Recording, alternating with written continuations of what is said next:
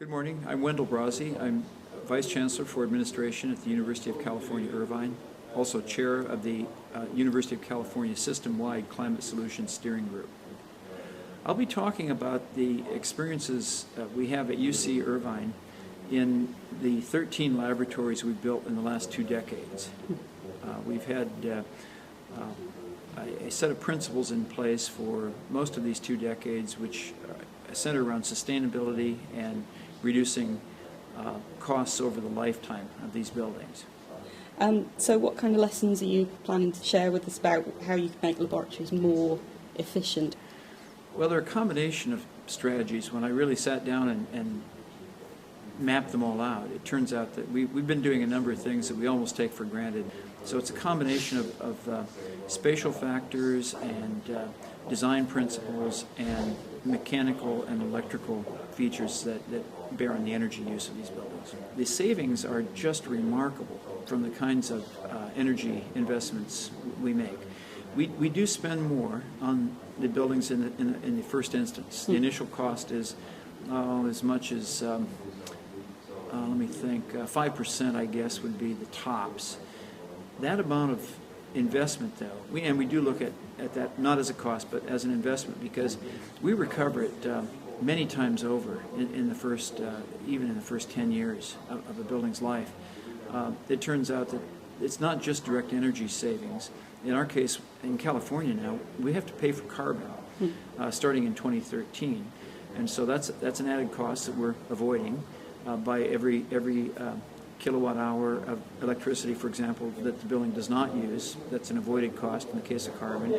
It also turns out that one of the ways we're doing this is we're slowing down the air delivery systems and the exhaust systems in these buildings so much that the motors run cooler, the fan bearings run cooler.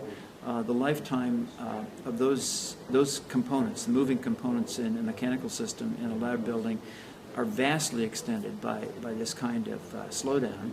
We've developed a protocol which is a set of about 5 key things we do with laboratories, both new laboratories and retrofit laboratories, which we call smart labs. And we call it that because we're really making the building smart using software and sensors.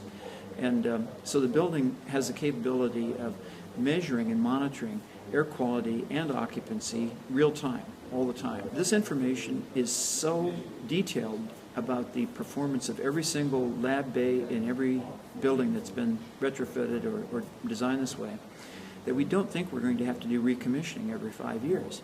So that is another big savings. So if you add it all up, the carbon cost avoidance, direct energy cost avoidance, the avoidance of recommissioning cost, those are the savings.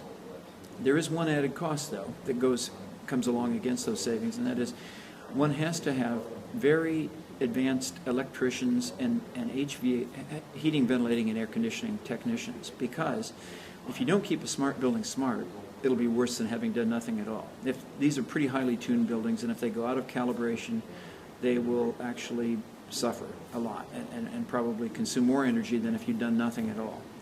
So you have to have well-trained people in those 2 areas in particular. So that is an added cost. That added cost is weighed against those 3 types of savings I mentioned. The net effect is phenomenal savings and phenomenal carbon reduction. Well, I'm very interested in practices here.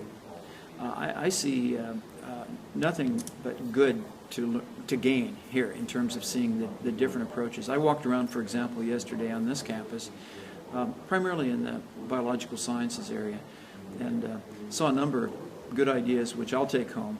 So I plan to take away as many ideas as I hope I can leave behind.